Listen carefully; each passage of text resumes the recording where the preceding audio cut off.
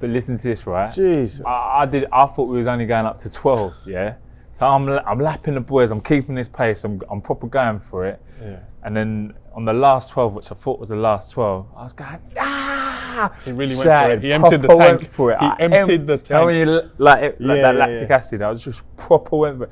My head was all going all dizzy and everything, and then Ruben went, good job, buddy. He went, now you got to go down. I looked at him, I was like, no. he attacked me. My mind went. He went, no. He was hallucinating, I swear to God. I went, Ruben, I'm going to die. And so I said, no, it's fine, don't worry. Hi guys, Ruben is here from Minboso. I'm joined by our ambassadors, Lewis Burton and Oli Edwards. And we're here at Manor MCP to talk about all things health, nutrition, and training. Just for those of you who may not know who you guys are, we'll start with Lewis.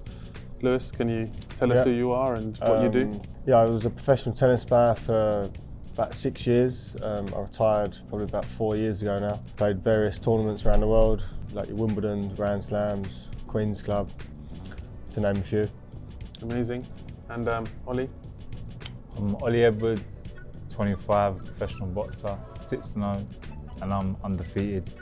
Just come back from Portugal in the training camp, just getting ready for my up-and-coming fights. Okay, we're going to start with mental health and the mentality of an athlete and their daily routines. I think I want to start with you, Lewis, because before off camera we were talking about being a professional athlete. I used to be a professional 400-meter hurdler, run for England and Great Britain.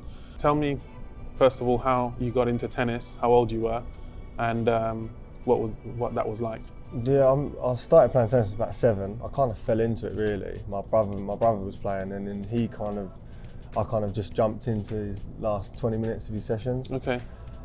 And then so he kind of stopped doing it. I carried it on, and then about under 12s, I signed up for the Kent County Close where I'm from, and I won it. Okay. So then that's when I thought I must be half decent, and then a few people scouted me, like the LTA, and then I started training with them, and so I done like a bit of homeschooling, and then when I was about 16, I kind of went professional junior, and so I travelled around the world. Made final at Junior Wimbledon at 17. I was going to go to American college, but then when I made final, I thought I'll give it a go, and I had a decent career. But I mean, I'd love to start again with the knowledge that I have now. You know? Yeah, it's always the same. Everyone says the same thing. Yeah, it's interesting because how much older than you was your brother? He's 3 years older than me. Okay, because I was reading a statistic the other day. In most sports, the athlete who succeeds is usually younger than their siblings, Really? because they're being teased or they're not getting as much attention, Really? and they have to fight and scratch for everything that they get, so they become a little bit tougher than the firstborn. If you I think I'd love to appreciate it a bit more. Yeah. I mean, because I've met a lot of amazing, even though I've got loads of amazing friends around the world, but I mean, you visit loads of amazing places. I mean, I played Wimbledon a couple of times. I don't think you really appreciate it when you're actually in it. You know? You're kind of just going along with it. You think, oh, I've got this next year, this will happen next year, but like, you actually take it for granted. You actually don't really know what's happening tomorrow, do you? So. What was the turning point for you to decide? When did you decide, right, I'm going to retire, I've had a good crack at it, and bet that must have been a lot of internal conversations. Mate, do you know what? I haven't actually spoken about this once. I don't actually know why I retired. I can't. Am I a bit gutted that I have? Yeah. Do I think I've missed an opportunity? Yes. I don't know. I can't actually explain why I did, but then one day I just woke up and I kind of fell out of love with the sport, and I was kind of probably a bit immature, but I don't want to do. Well, I say to myself, I never do stuff if I don't love it. Yeah, December I was going to America to play to do pre-season with a few guys. Miami. And I just didn't. I didn't go. Okay. And I literally did. I didn't pick up a tennis racket for a year. Okay. And I was probably inside 200 at the time. How old were you? I reckon I was 21, 22. Okay. Yeah, 21. I was going to say, you're still really young. Yeah, I was 22. I'm 28 now. So. Okay. So I don't actually know why. Because stupid, really. But then now, I mean, I've a different life I've got now. When I made the decision to retire, it was because I woke up. It was in 2012. I was training for the Olympics at the same time that I was training Amir Khan for one of his boxing matches. And I was in the Philippines. I went and did a race, I did a time trial, and the time trial was unbelievable. I shocked myself with the kind of shape I was in. And then the next day I woke up, and I'd been suffering with Achilles tendon problems for about 3 or 4 years. And the next day I woke up, it was a bit longer than that, and my Achilles were swollen, full of water, and I couldn't even walk. And where I'd been struggling with it for maybe 4 or 5 years, every day, I just looked down at my Achilles and thought, this is me done. I need a rest, and I needed a rest mentally. So, but I took the decision a lot older than you, and it depends. I think. Do you know what I think it was me? I think I had quite a good year, but then when I was losing matches, I weren't bothered, or like I was just a bit like, oh, this is the fight had gone. Do you know what I mean? Like losing again, it's just like someone was just knocking. I had no fight left, and I thought, what am I doing? Because like when if you lose a boxing match or whatever, you're pissed off. It hits you hard. I was just coming off thinking, I just can't wait to get off the court. Win or lose. And then I thought, well, but that's probably me being a bit immature, like taking things for granted again, you know. Did you have someone that you could go and talk to about these things, or was it just all on your shoulders? I mean, because that also makes a huge difference. Yeah, but that's another thing, because even when with the LTA, I mean, even though they helped me loads, you had to obviously make your ranking targets. So like at one stage when I was 18, I had a fitness coach, psychologist, whatever you wanted, right? And travelling with me. And then if you then like say 6 months later or a year later, I didn't hit my ranking targets, now I'm on the road on my own. So then I've had this team with me. And then next year I haven't got the team. So it's like you're so up and down. And then 6 months later, I go to play Wimbledon, and then I qualify for Wimbledon. And then everyone's on me again. So like thinking I'm the next big thing. But it's like, well, like boxing. You should have just, that's what I think in sport anyway. I think that people should just stay with you. Yeah. Because it's so hard. Like 1 minute up here, everyone wants to be your best mate. Yeah. And as soon as you have a few losses, no one's to be seen. You turn around, like, where are you? I think that's the same in any sport, but I think that's what's difficult, because there's so many. But then it helps me in life now, because it made you tougher. It makes me tougher. I mean, I don't feel like anything.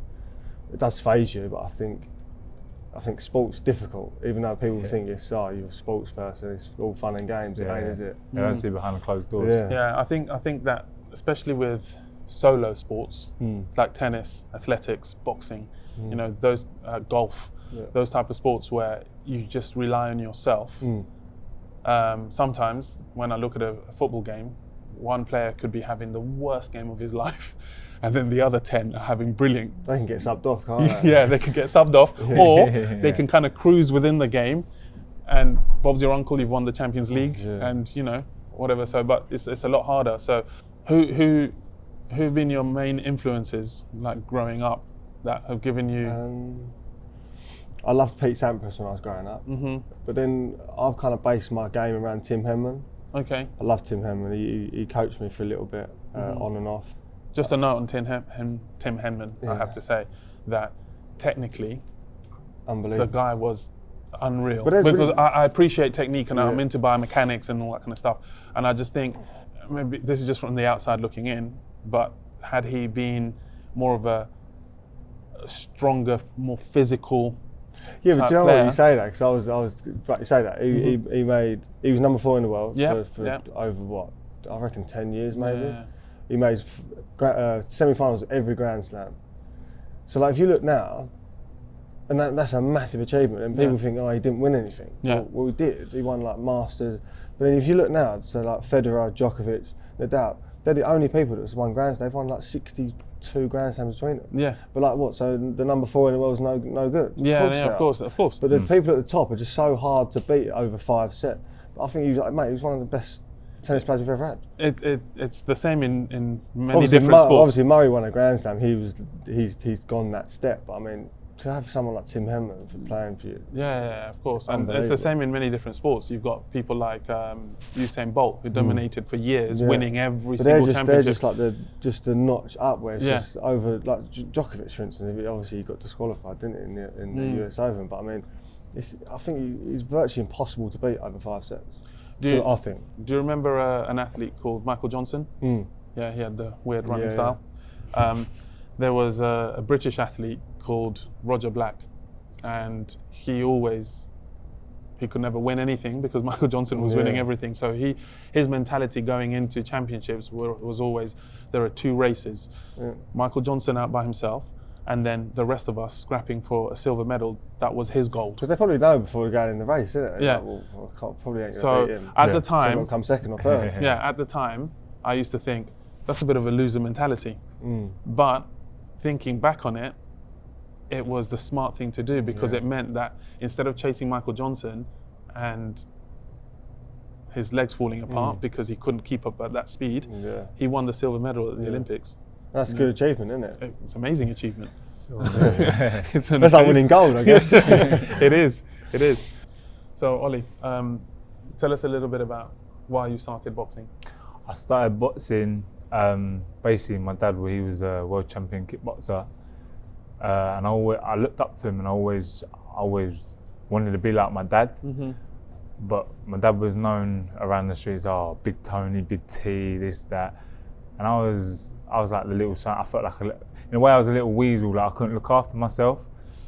And when I was in school, I used to get so badly bullied, like really badly, to a point like I come home and I cried to my mum. I was like, Mum, I don't want to live anymore. Like this is getting ridiculous. Because I sat in the bath and I tried bleaching my skin because obviously I was getting bullied for like racial, you know what I mean? So I was like tried bleaching my skin to go white, and so then I tried. I understand now you're known as the Caramel King, I believe. Now I'm the Caramel King. Exactly that. So and then I like wrap like a wet towel around my neck to make me look really ill. So I'd be like, Mum, I don't want to go into school. My mum was like, oh, Ollie, you can't keep being like this, right? And then so she spoke to my dad because them two weren't together. So she spoke to Dad. She was like, you can't let your son be like this and feel scared to go into school. Can you train him? And my dad was like, no, I'm not going to train him because he won't be serious. So, anyways, time going on, I thought, you know what, I'm going to need to learn how to look after myself. So I went down to just like a little local gym, and went in there and I want to learn how to fight. I want to learn how to do self-defense. And there's like, okay. It's like, get in the ring. I was like, okay, cool. I got in the ring. And this kid just went, boom, straight on my nose. I literally ran to the corner, cried my eyes out, jumped out the ring, ran home. I didn't come back for a week. Then I watched it. Then I watched the... I'm laughing because knowing you like I know you now, when you're in the ring and someone punches you, you charge forward and you want to have a tear up, and we have to constantly coach you and say, no, don't get involved like that.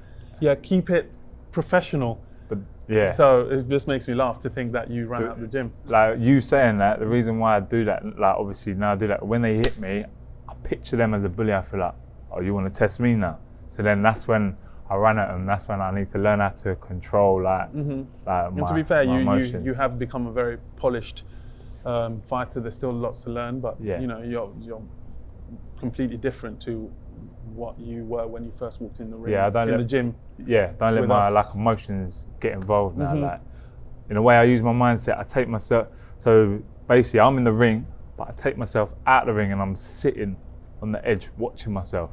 So I don't let things get to my heart like thing. And so if I get hit with a shot, okay, cool, I got hit with that shot. Okay, cool, right, he's not going to hit me with that shot now. Because usually when they hit me, they'll be like, and then I just go for him, you know. But now I took myself like, it's a way I do visualize. I can't even say the word. Visualization. You know. So then I take myself out the ring and then I'm watching myself. So it's like a movie. So now I'm like, okay, boom, boom, boom. So one thing that I found really good from your part is that you went out to Portugal earlier this year, around March, to do a training camp with Dillian White, and you were sparring with him and all the rest of it. And so I didn't see you for about 6 weeks, and then I joined the camp.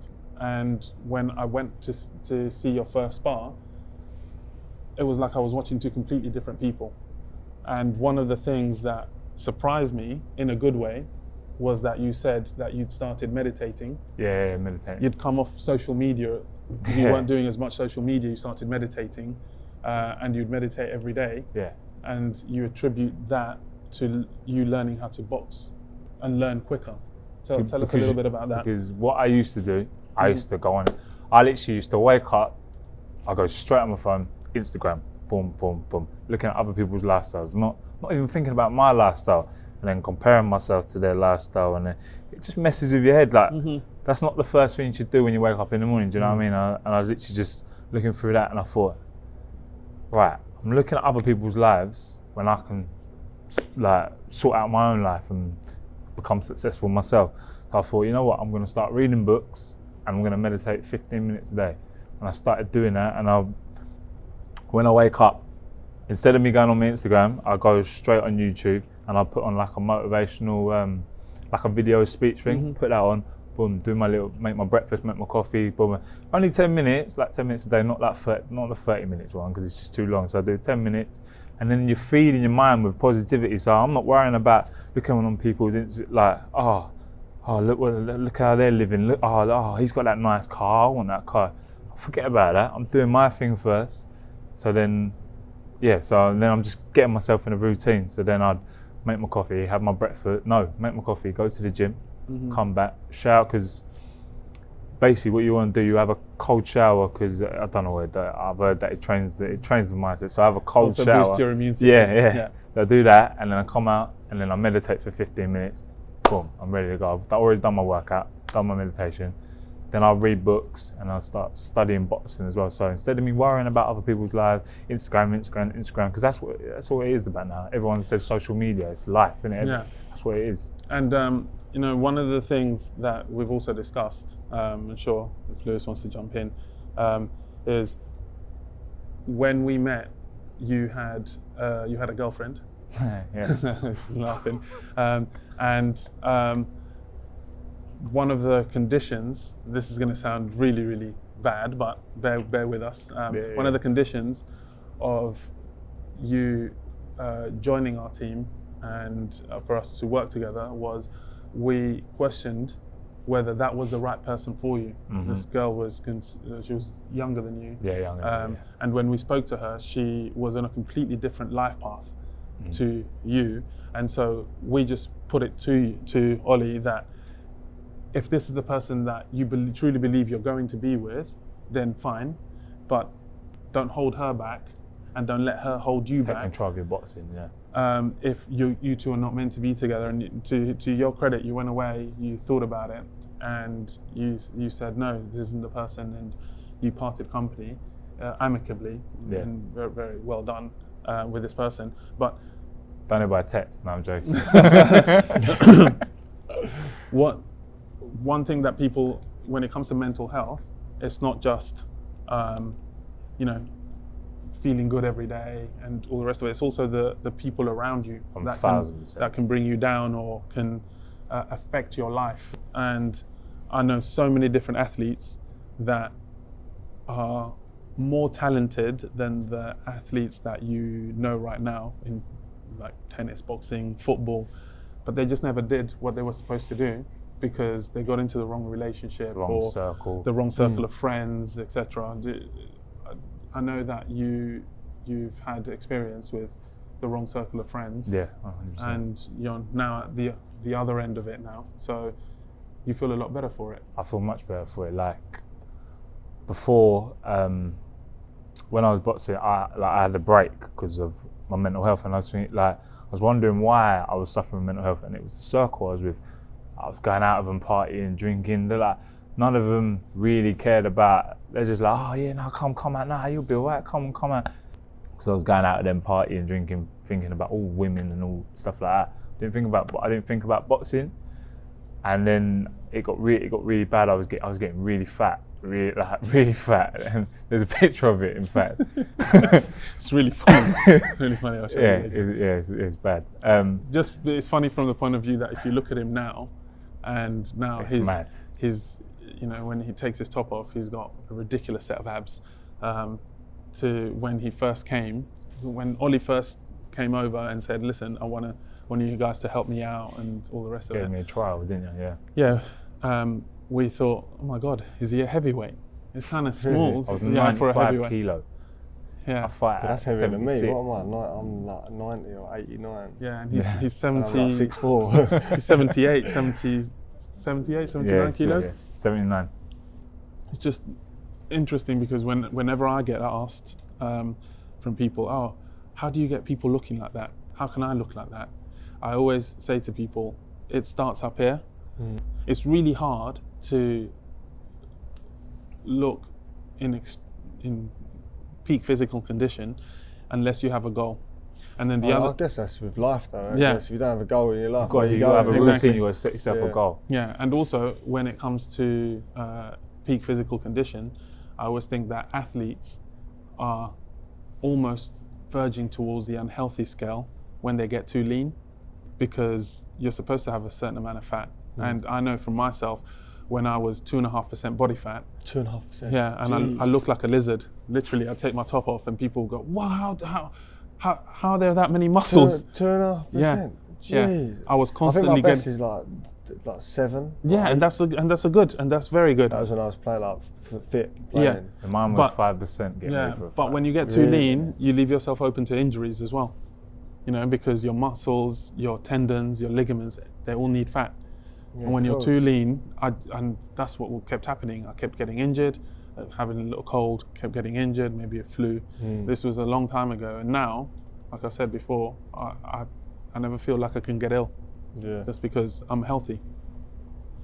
Yeah, I do realise though, like when I was playing like professionally, how fit I actually was. Because now I'd go and play like a tennis match, and I'd be blowing, mate. Yeah. After the first set, and I think, and even though I'm still quite fit, like, I still look after myself. But I mean, you realise when you're actually like a proper athlete and you're in that, you realise how fit you was. Like I have a cheat day on a Saturday, and then the following week, like on the Monday, I feel terrible because I've put so much. Yeah. It's It's funny we're doing this now because like yesterday I went to the gym and I said I woke up, I went home yesterday and I said to myself, right, I'm going to get fit again. I was ringing my old tennis coach thinking, look, can we start training again? He was like, what, you want to get back on the tour? I said, no. I said I just done a run down the gym and I was so embarrassed. I said I want to start training again.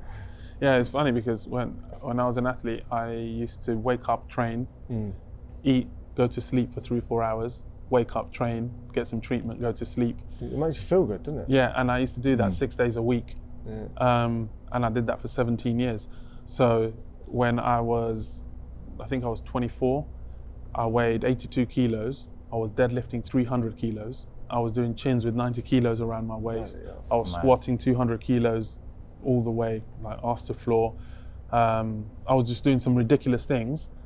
And then when I went out to see you in Portugal, I was deadlifting 100 kilos and it felt heavy. I thought, oh my God, that's literally what happens to your body when you don't consistently look after yourself. And I was beating you on the runs, wasn't I?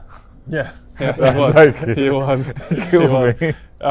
We do these pyramid runs where you have to do 144 60 meters. I don't want to talk about. So you do 60 meters 144 times. Bloody hell. So How you long do- does that take? I'm not joking. It takes about. It's like a 3-hour session. I nearly cried. I actually. Well, you do 60 metres then what, rest? No, so you do 60 meters. Walk back. You walk back and then you do 2. So you do 1, walk back. Do So you- Like 2. max you got- speed or just like... Yeah, very quick. So you Really quick. you do 1, you get 1 minute rest, then you do 2, and then you got 1 minute rest, and then you do 3 back to back, and then you get 1 minute rest, and then you do 4 back to back, and then you get a 1 minute rest, and you just Well, keep then you going do up. 5, 6, 7, 5, 8, 6, 9, and 10, 12, 11, yeah? 12, and then all the way back down to 1. But listen to this, right? Jeez. I thought we was only going up to 12, yeah? So I'm lapping the boys, I'm keeping this pace, I'm proper going for it. Yeah. And then on the last 12, which I thought was the last 12, I was going, He really went shouted, for it. He emptied the proper tank. went for it. He I emptied the You know when tank. you like that Yeah, lactic yeah. acid, I was just proper went for it. My head was all going all dizzy and everything, and then Ruben went, good job, buddy. He went, now you got to go down. I looked at him, I was like, no. he attacked me. My He attacked mind me. went, He boom. went, no. He was hallucinating. I swear to I God. went, Ruben, I'm going to die. And so I said, no, it's fine, don't worry. I said, there will be stages in a fight when you'll feel like this. You gave me that cherry thing, wasn't it? Was that little squeezy liquid thing Cherry to keep Active. me going? Yeah. Yeah. I was. I I said went white. there'll be stages in a fight. You know when I'm sure you've been in tennis matches when you've been doing a rally and then your legs start to burn. Yeah. And then you think, I think I'm not sure. Please tell us. Do you then at that point think I have to finish the point quick, or do I try and outlast the other guy? What goes through your mind? I mean, with me, I've got a different game style, so I'm very. I've got a big serve. I come to the net quite a bit, so I'm lucky if I do have like a longer sort of point. I try and focus on like that first serve, or maybe cutting the point a bit short, because that's my game style anyway. So sometimes when I was like a bit under pressure, it actually helps me, because then you think you have to actually play your game now, like cut the points. Because I shouldn't have been running around. But even though I was very good a mover, my game style is like being aggressive. So sometimes when I get into them sort of rallies, it actually trains me. Think, fucking hell, what am I doing? That's what I didn't mean to say. Do you think that Roger Federer, Nadal, Djokovic they like to rally, right? For the most part. Djokovic and Nadal, ridiculous, mate. Yeah. And the reason why Federer is good, because he can just change it up. He can rally. He can change it up. He's like silk. He's like silk when I watch him play tennis. But Djokovic and Nadal, mate, their rallies are like 30 shots. I don't know how to do it. I mean, what Djokovic won 1 year Australian Open. I think he played Murray. It was 5 sets, and I think there was a bit of rain, so he played Murray, beat him in 5 sets. I think the match was over 5 hours. The next day, he gets playing Nadal, and then beat Nadal in 5 sets again. That for me, I don't know how he's. So Djokovic, I was reading that Djokovic attributes his rise from nearly man to doing what he's doing when he changed his diet. Yeah, what was he, like vegan or something? Yeah, and I think he started having like coconut oil and that kind of thing. And I know from experience that when my son was 11 years old, at half time, I'd give him a spoon of coconut oil instead of all the other kids were drinking Lucozade. And like a proper spoon? Like a massive heaped spoonful of coconut oil. And he'd have like porridge with coconut oil before the game, half time.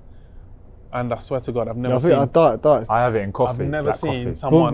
What do you think about this though? So like obviously you have your Djokovic and Nadals, which they've got unlimited money, so they're doctors who are like the best of the best. How can you compete with that if you're 200 in the world? Because obviously you haven't got them resources, have you? So how do you think you get to the top when you're competing with like Djokovic, when he probably knows better all the like anti-doping sort of stuff? He's probably head of that game. So his team, isn't it? Yeah. So how do you compete with that? It's probably the same as boxing sort of thing. Like, Joshua maybe. There's loads of. Once you have money, it does give you certain advantages. But, for example, when I was training, you've heard of Dina Asher-Smith? She's fastest woman in the world. She's the fastest woman in the world. She won the World Championships last year in October. And she won it in a time that would have won the last 17 World Championships previous to that. And she was 5th in Britain, and no one was really looking at her. And she knew where she needed to make gains was all the other little things, so like strength and conditioning. Obviously, sport is sport, but the reason why strength and conditioning has become such a big part of it is because the athletes that know that if you're, for example, I noticed it when I was running. When I started deadlifting 300 kilos, running became so easy, and I used to cross the line and go, oh my God, I've got half as less pain than I did when I wasn't deadlifting so heavy, for example. And it's because you have to put less effort in because you're building a bigger engine. So it's easier for a Ferrari to travel at 150 miles an hour than it is for like a little Ford Focus, for example. Sorry, Ford. So I think where you can make the gains are strength. Strength is a massive component of any sport. So you have to get, in order for you to be able to compete at the highest levels, you have to be able to do at least 2.5 times your body weight in most exercises. Yeah? and I found this with people like David Hay, who became world champion, Amir Khan, who became world champion, Dina Asher-Smith, who became world champion. I found it with footballers. So across many different sports, I found the common denominator is if you get strong, you find your sport easier. So then you can worry about other little things. Like for example, in boxing, if one boxer's fitter than the other, the fittest boxer doesn't have to worry. Like talking about personal experience, if you put the work in as well, you feel a bit more confident. Like you think like you look at someone across the net or in the ring, and you think, oh I've smashed my pre-season, so that's one thing you ain't got to worry about. So that ticks that off the list. Yeah. And then nutrition, and then there's one thing I wasn't great at. Nutrition. Because like I explained to Oli, when your body's like a bottle, and if it's well hydrated to begin with, because people say you're 75% water, 80% water. The majority of you is water. If you're well hydrated, there are fewer toxins coming into your body. So, and the reason why I always speak to Oli about toxicity is if you're in an event that causes lactic, like tennis, track, football, boxing, if this is your bottle or your vessel, your body, and you've got that much toxicity, you've only got that much to play with when it comes to training and lactic acid. Yeah, we had to do urine samples every morning we got up. I shouldn't say this, but I was always dehydrated, so I always used to put the tap on because we wouldn't allow to play it in the morning. So at 8 o'clock you wouldn't be allowed to play it if you were dehydrated. Yeah. So I was going to it, fill it up, always put it to, I was always dehydrated. I think it's impossible, mate. And in general, being hydrated. In general, people in general and in sport are not hydrated. It's because you be training, you sweat so much. You have to keep drinking and replacing it. I've done like Bikram yoga. Do you know when you sweat like it's like 90 minutes, and the next day they want you to be hydrated. That's possible. The thing is with hydration, it is possible, but you constantly have to sip water throughout the day. You have to have the right salt, so you have to have something like Himalayan pink salt or Celtic sea salt. Himalayan pink salt's got about 75 minerals, Celtic sea salt's got about 85, and you need around 100 minerals a day, so you're taking care of most of your minerals throughout the day.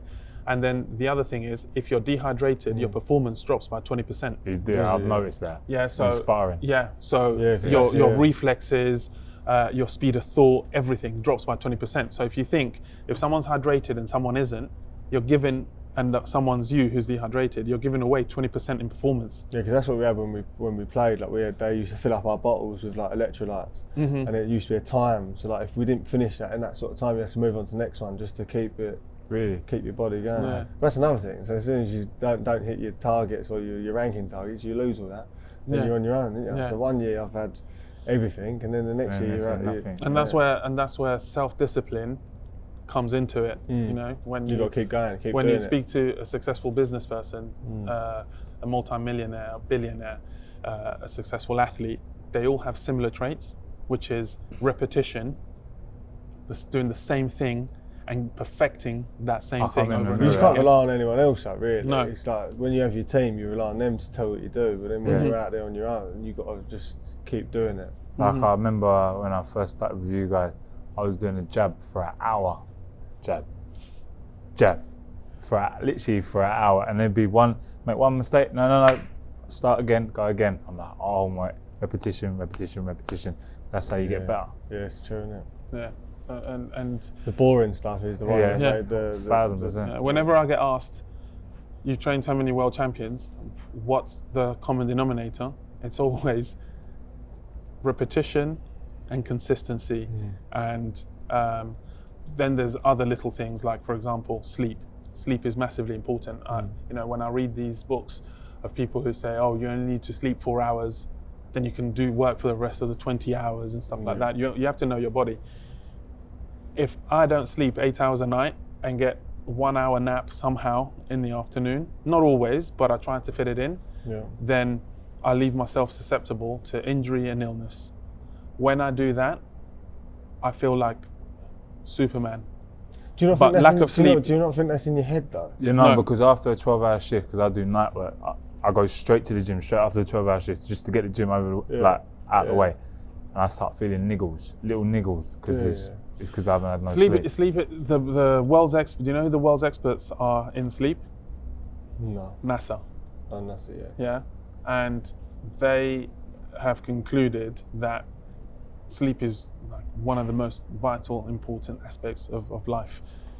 Because of course. because your brain builds up toxicity. Sitting here, your brain's using more glycogen doing this interview and thinking and talking than you would if you were working out. Yeah, so your brain burns through a lot of glycogen. So that My brain must be burning loads. Really a little nap after this. so that causes toxicity, and the only way you can get that toxicity out of your brain is by sleeping.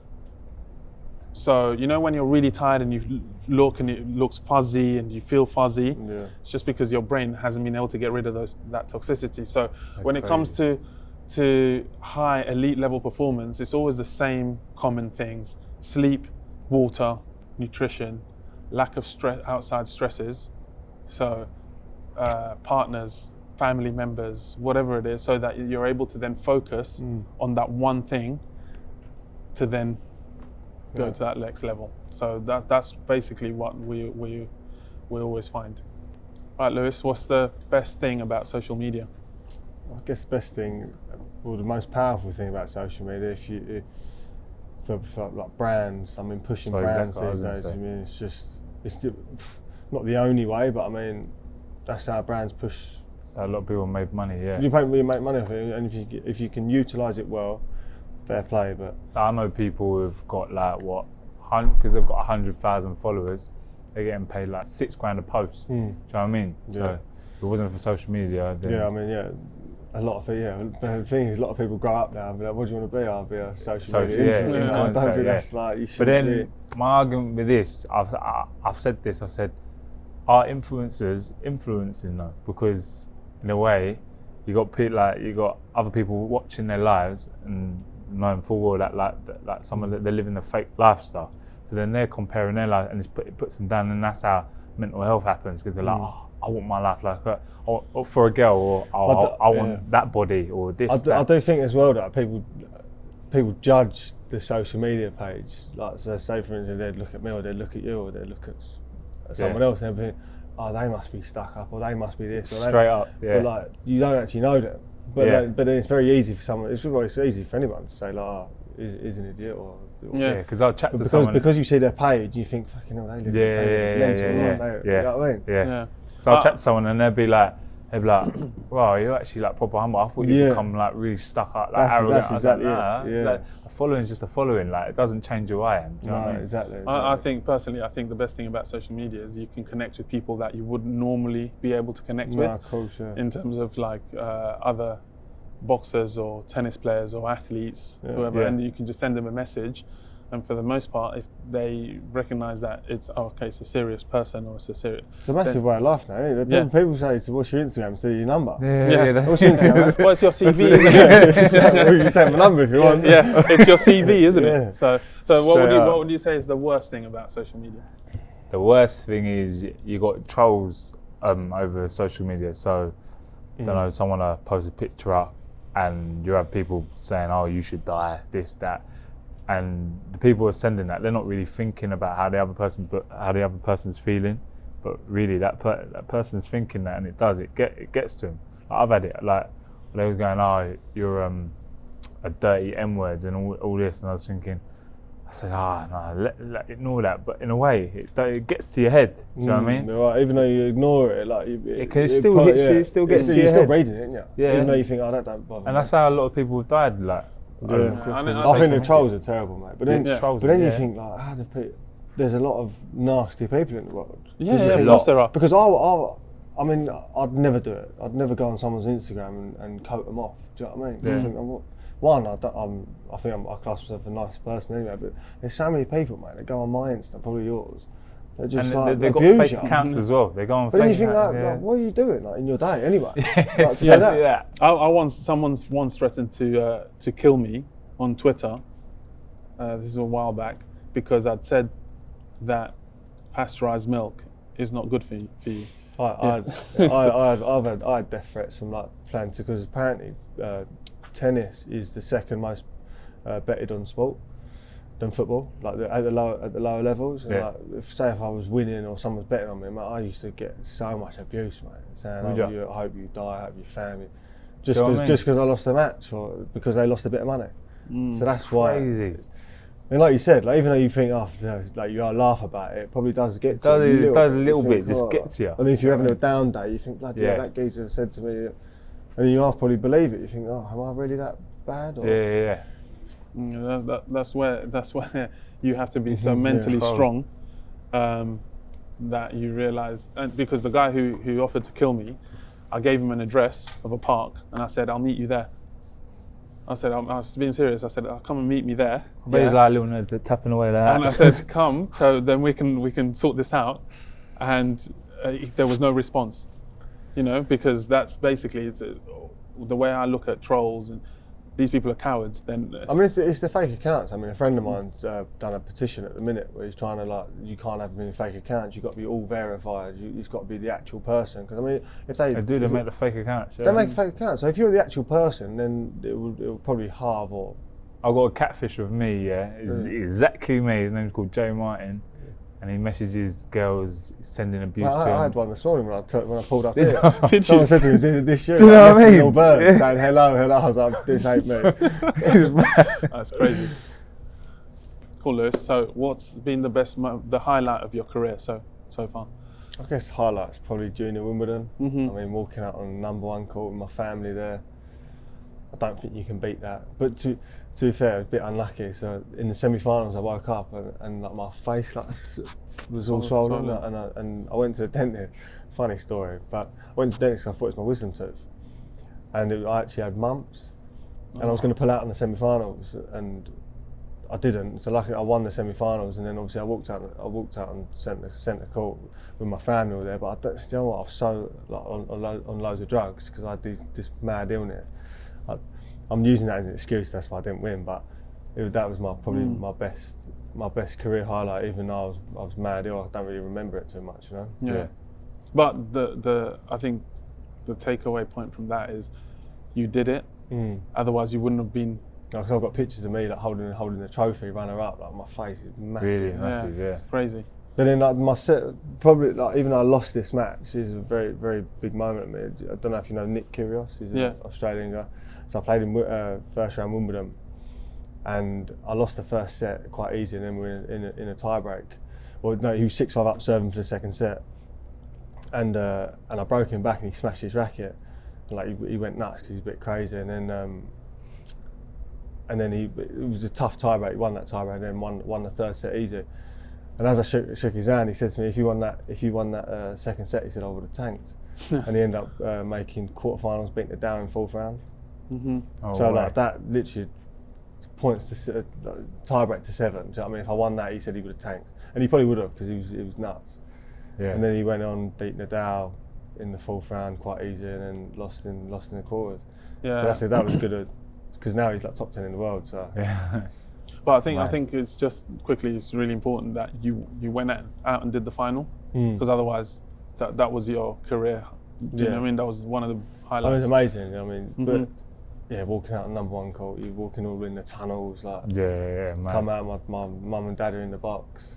I went to the European Junior Championships. I ran the semi-final, and straight after the semi-final, I didn't feel right, and I thought, what's wrong with my body? I went to sleep. When I woke up, I felt like I had a full-blown flu. I did. And the next day was the final. And when you had a flu, you've got a flu, and you wake up, and even your joints hurt to ache to walk. Yeah. And I thought, I can't run. But I thought, but you actually put your I mean, I was on the semi-finals. I was laying in the changing rooms. I didn't practice. Well, actually, do you know what? That same year, that was when Federer and Nadal in 2011. It was they had the mad final, and I was meant to warm them up and to turn them down. That's how ill I was. I was laying on the bench thinking, how the hell am I going to get out of here? But you do it, didn't you? Because I think I'm in the finals. I walked out, but I didn't really remember much. You remember? No. How about you, Oli? Mine was when I had my pro debut, because it's just that's that's the biggest, to me, that's the biggest thing in boxing, because you can't lose your pro debut, and it's the moment where you're starting your career.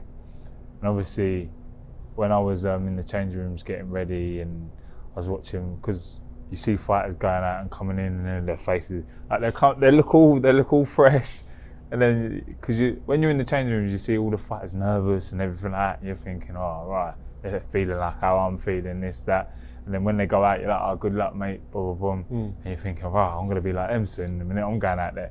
And they go out and they come back and their face is all mashed up. I'm thinking, oh my God, that. Here we go. When I was in the change rooms and they was like, right, Oli, you ready, blah, blah, blah. And I was just thinking, like, all the training I've done, like as an amateur, and from all the bullying I went through to now, this is it. I'm here now. I'm professional. Like this is when you go on to Sky Do you get well Sport. nervous? Like, Huh? Do you get well nervous? Cry my eyes out in the change rooms, I do. What, before fights? Yeah. Like I have a little nap. You used to. You said you used to. Yeah, not used so to. Yeah, much now. I don't do it no more. But How comes? it's just like, do you know what? It's just all Overwhelming. all the nerves overwhelming. And my mum and dad would come in. Yeah. I don't let them come in no more, because it's just a massive distraction. But they'll come in and they'll be like, oh, I'm so proud of you, son. I'm like, oh shit, like, getting emotional. But now I just relax, have a little like nap, and I put a bit of reggae on. Anyways, yeah. So they was like, oh, Oli, you ready? Boom, boom, boom. And I was thinking, wow, this is it. This is my moment now. And then in the like when I was behind the curtain, they're like, right, and now making his way, like doing the announcement. And I was just thinking, right. And the curtains open, the music went. I just see I'm saying a massive crowd, but it's a whole show, right? But to me, it was big. There was like probably 600, 700 people in there. I was thinking, and they're going, oh, because I was a good ticket seller. They're going, Oli, and just getting in the ring and feeling the heat lights, and I don't know, just being in the moment, because obviously I've watched. Yeah, I bet that's mad. Yeah. I watched the Rocky films, and I was thinking, wow, this is me now. Like I'm ready to go. I was seeing my opponent. I was thinking, right, this is it. And then so I think that was the best time having my pro debut. I think, like Oli, when we first watched him spar, he was really nervous, and I couldn't understand why he was nervous. Like, it's just a spar. But then he explained that his boxing coach before he came to us didn't like him sparring. Why is that? Just didn't like it. So he had 9 amateur fights. Eight amateur fights. And You never lost? Huh? You never lost? I lost one fight, yeah. And then he turned pro, and then had 6 pro fights. And in that whole time, he only sparred 9 times? Probably about 12 times. I'd say 12 times. 12 times. In my whole career. If you ask a 6-0 pro Ads. how many spars he's had, he'll say, how am I supposed to know that? 3, 4, 500? Sparring all the 3, time. 4, 500? All the time, Yeah. And so that rang alarm bells for us, because we were like, that's like you going straight to a Grand Slam with no practice matches. Yeah. Not even do you know what I mean? So we said, right, Oli, you're going to have to spar. Now he's had probably about 100 spars. So I used to get really nervous, but now I just think, it's just another day in the gym.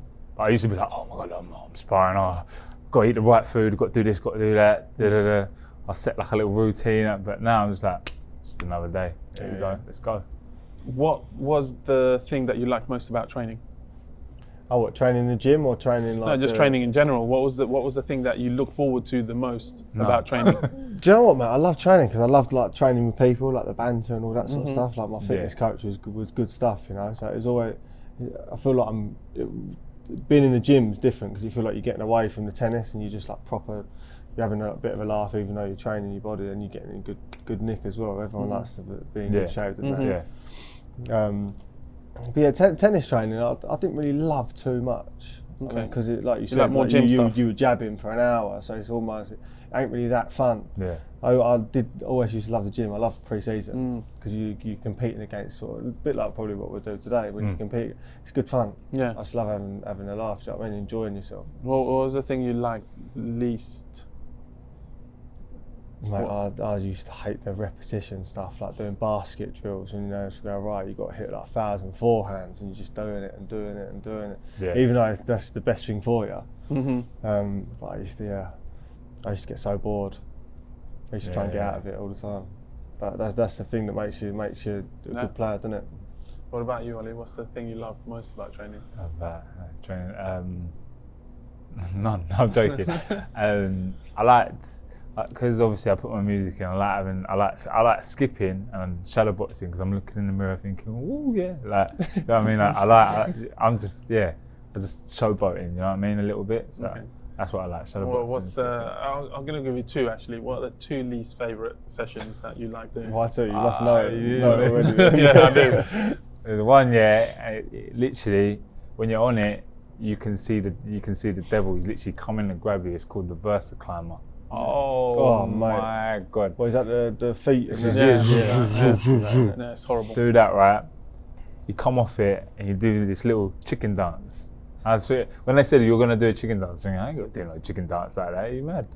Come off it. Literally, I was like, my legs, like, when a proper. Yeah, they don't work. A proper buckle. They don't work for some reason. So yeah, I don't like Versa Climber, and the other one I don't like.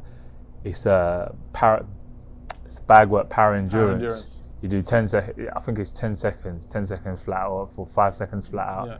It's when you go ba ba ba ba ba ba ba ba ba, tap tap tap ba ba ba, and you do that for 3 minutes, and you'll do that for, it depends how many rounds you're gonna have a fight. So obviously, I'd say I'm fighting 6 rounds. I'd probably do it 8 rounds. Very good, yeah. You always train more than what you. Yeah. Because then obviously when you're there, you're like, do you know what I mean? Yeah. Like I said earlier before, so we do your strength and conditioning. Yeah. Pete Marcasiano is your boxing coach. Yeah. And I also manage you.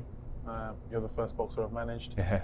So it's very personal to me. So I'm trying to put as much love and detail into making sure that when Oli reaches his potential, which we know what it is, should he get there or not, along that journey he makes enough money and prepares himself as much as possible for life after boxing.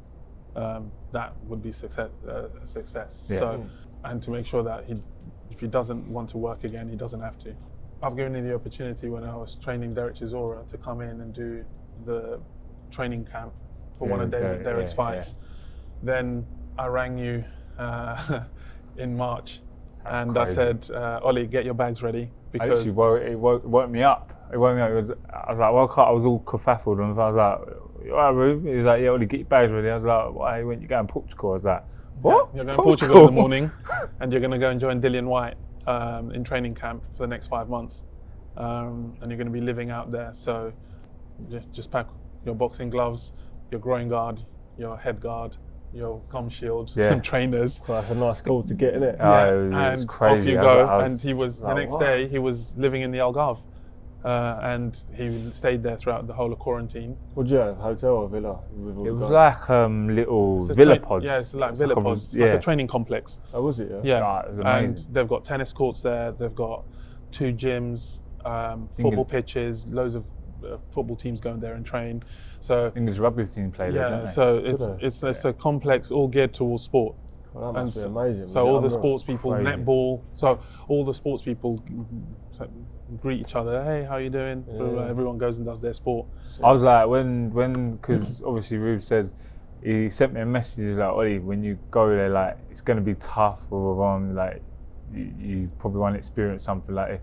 I was thinking I was going to be in some mountains in a little shack with like, not even a TV or something. I was like, right, come on, like, I'm ready for this. Let's go. Like, come on, this is what I'm here for. This is why I'm a boxer. I got there and I was like, oh, this is all right. So it was. He had his own place, kitchen, and stuff. So, but I did say to him, he was going out there to spar with Dillian White. You know. Yeah. How come heavyweight would spar with? Because with me, right, I was quick. I got power, but I'm quick. Yeah. So I can put loads of pressure on him because he can have his heavyweights where they have a toe-to-toe proper fight. But then obviously he's got me with speed, so he's got like it's a technical spar. Technical, yeah. So because he moves so quick, Dillian had to try and find him, and so it speeds him up. But hit you with a left hook, his opponent was Povetkin, is a quick guy. Yeah. So that's why it was good for him to go and spar with him. And there was one time, all the because the boys the other boys come out as well, and they wanted to go home and see their families, and I thought, no, I just want to stay out here. I want to train. I want to learn. Like I want to, you know, I was like a little kid in the candy shop. I'm here with a world champion. I just want to train. So all of them went home, and it was just me and Dill. And Dill, we was doing some strength training, and he said, Oli, bring the sparring gear tonight. You're going to be sparring me. I said, what, just me and you? He was like, yeah. All right, cool. We got in the evening time. We done the training in the evening time. Come there, he was like, right. He said, we're going to do 12 rounds. I looked at him. I was like, 12 rounds? I said, I've never done 12 rounds in my life. It was 8 rounds. I was like, I've never done 12 rounds in my life. He went, well, you're going to learn today. And then me and him done 12 rounds. It was, good sparring. It's crazy. And I was just, like, when you think about, I think about it now, thinking, wow, I was in the ring with, he's world champion, isn't he? World champion? Yeah, he's got a version of the world he's championship. He's like third best. I was thinking, I'm sharing a ring with, like, one of the best in the world, do you know what I mean? It was just mad. I learned so much. He taught me loads, and just having a team out there, we had a laugh and everything like that, didn't we? It was just, I made so many memories as well, and I had a nice routine out there. I had one of the things that I was making him and my son do. My son's 14, he's now 15. Was I don't even talk about it because I don't like it. It really gave him anxiety, which I found really, really odd. But then I started looking into the fact that, okay, he needs to get over this hurdle, which was to go and approach people that he didn't know, especially girls, and just have a conversation with them. I'm good at talking. I think that's hard in general. Thank you very much. Thank you very much. Especially girls, what you're scared of doing. Listen. There's a group of girls here sitting at a table eating ice cream. We're sitting here, and they're in a different restaurant. We're in this restaurant, and they're in. He went, Ollie, go talk to them girls over there. I was like, Ruben, I can't. He went, you're telling me you can't talk to them? I went, I can't. I just get approach anxiety. Like, I can talk to girls. Yeah. I'm not gonna go and go, yo, what are you saying, girls? You're right. They don't even know who I am, and they're eating their ice cream. Do you know what I mean? But so I showed him. So I went and had a conversation with these 4 girls. Then I came back, and he said, "You were over there for like 20 minutes. What were you doing?" And I said, "Just speaking." So because some people have that, some people don't. Do you know what I mean? Like, yeah. Well, I think you can learn it though. I think you can learn it. Could you do it? Nah, I mean, Yeah, see?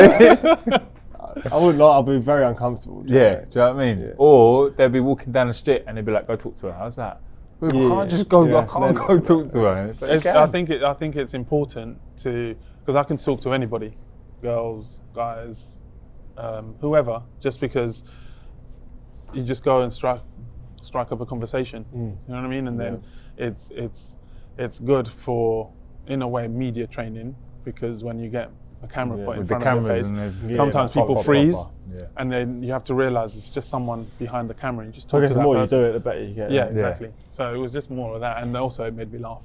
So,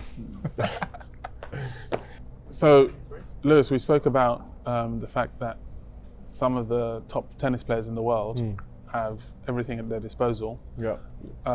Talking a little bit about food and nutrition, what was your, if you had one, what was your food and nutrition intake like in general on the day of a game? You know what? I can't remember too much, but when we were at the training camp, they had all the meals set out. I think we had like 5 meals. You had breakfast in the morning, then after training, you'd have like this bagel, like a protein bagel, and then you have lunch. So what did you have for breakfast? Breakfast would be like porridge, beans on toast, or protein shakes. I'm probably not the best one to ask for nutrition, but I eat quite healthy. I'm not. I wouldn't have fast food. So I'd have good food. So I have porridge every morning now. But yeah, I think it's the supplements after that really help me. You know, like when you have like the casein shakes and like all that sort of stuff.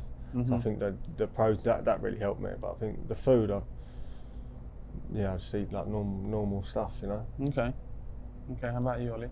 Before training, I don't really like eating, so I'll have a black coffee, and then I'll go do my session, come back, and I'll have like, depends if I'm like, say if I'm cutting, like trying to like lose weight. If I'm losing weight, I'll have like scrambled egg and some salmon, and apple cider vinegar of like half a lemon. If I'm just, like ticking over, I'll have oats with some blueberries and some almonds and a little bit of honey because I've got a naughty sweet tooth. Really, it's really funny because we were in Portugal and we were having a meeting with Dillian and all the coaches and etc.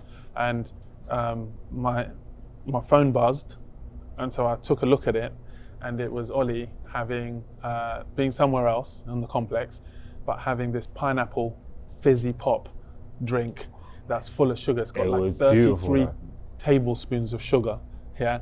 And he was there drinking it and going on Instagram saying, "Oh, this is amazing," and stuff like that. And I looked at it and I went, "All you guys are doing extra runs tomorrow." Yeah, and Dillian went, "I'm going to kill Oli," because he likes to put stuff on Instagram. So Yeah, it's too much. you do have a sweet tooth, but one of the things that we spoke to you about was if you have if your food is full of nutrients, so loads of vitamins, minerals, Yeah. and you have fermented vegetables like a pickle or sauerkraut with your meal, then it kind of stops the cravings. Yeah. So we've tried to implement that, whether you're still doing it or not. It's a different story. I think hydration helps as well. Like if you're Hydration, hydrated, you don't really crave that sort of. Yeah. Yeah. I'm terrible with crisps, mate. I could just. Yeah, Oh, yeah. crisps, yeah. Yeah. I could smash crisps, mate. It's funny because your sugar, your crisps. I could eat waffle, yeah, with loads of, I'll make 2 dollops of ice cream, waffle, banging, loads of syrup over it. That's on a Saturday cheat day, by the way. Well, when I was playing, I mean, I was pretty good at eating. I'd have a couple of treat days. But It's funny because when I was running, I asked Colin Jackson. Do you remember Colin Jackson? Yeah. I asked him what he'd have before a race, and he said Black Forest Gatto. Huh? And I was like, "Excuse me?" Black Forest And he said, "Yeah, Black Forest Gatto before a race because what is that, like chocolate? chocolate cake Is with it? everything in it, Oh, cherries, cream." Buying a massive cake here. So I don't know. And so That's mad. I was completely confused. I was like, "Really? You that, have that that?" was like Usain Bolt, didn't he? He had like chicken nuggets, didn't he? Yeah. For his 200 metres. Mhm. Man. Mental, mate. Yeah, so, McDonald's chicken nuggets, sweet. And it might work for them, but it's not necessary. You No, have of to. course, I think nutrition is a You are what you eat. But I self-exploration. guess they're just saying that what they've just eaten before the race. Yeah. I mean, up till then. Yeah, exactly. they're Exactly. like You have to be a little bit proper. intelligent with when you absorb information, and You I think can't live off So chocolate Floyd cake. Mayweather says that he has a can of Coke and a burger before a training session. I know Yeah. full well he doesn't. no, he doesn't. It's for the And camera. I think that's where, Minboso is something that was close to my heart always, because you want to give people correct information. Of course, yeah. Because social media and Google and all these platforms, a lot of them are just filled with opinion. Because I went on They're Minboso. they're not fact. They're just opinion. I mean, even for me now, like, I mean, I don't have to. Well, even though I've played a professional sport, I don't really have the proper knowledge. I'd love to learn. Do you know what I mean? Like proper, because you can read loads of stuff on the internet, but you don't know what's right or what's wrong, do you? Yeah. So I'd love to learn like what should I eat or what should I do. Yeah, no, Yeah. 100%. And like, I couldn't really like, I struggled to run. I ran like a duck. And I looked on Minboso and it showed how to do like running, like jogging. I was thinking, I looked on it and it gave me some really good tips. Also, I know you do running as well. Yeah, I had a little look on it. That's the thing. It's like, if not everyone's going to be able to have access to someone like myself, but you can have access to Feeds you with knowledge. an app that has Yeah. the opinion and the knowledge and the science-based knowledge of many, many different professionals, but they're all pointed in the same direction. Exactly. Because I remember when I was younger and I used to look up anything on the internet, you get so many different opinions, Exactly. so many different things. You don't know which just don't know direction what's to right, go. believe, do you? Yeah, you don't know So I which think, direction to Yeah, go. what's good or what's bad. So I think it'd be good just to have something on one app where you can just proper believe it, Yeah. and trust it. Yeah, And yeah. Right, this is what I want to do something in the gym, or I want to eat this. Or Yeah. And then Different also there's a workouts, community of experts that can curate or like police in a nice way the information out there. So if someone says something about tennis and you think that's actually completely wrong, Yeah. you can downvote it. You know what I mean? And say, Yeah. no, actually that's not true. Or if someone says something about nutrition or strength and conditioning or anything like that, then I can go, okay, that's not entirely accurate, or that's really good, or boxing and stuff. So I think that's That's a really good thing. Yeah, 100%.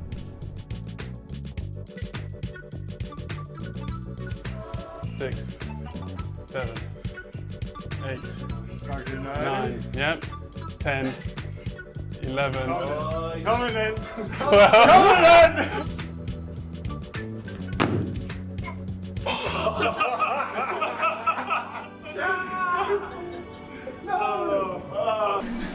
Focus. 20 seconds. Focus. No, we proceed, man.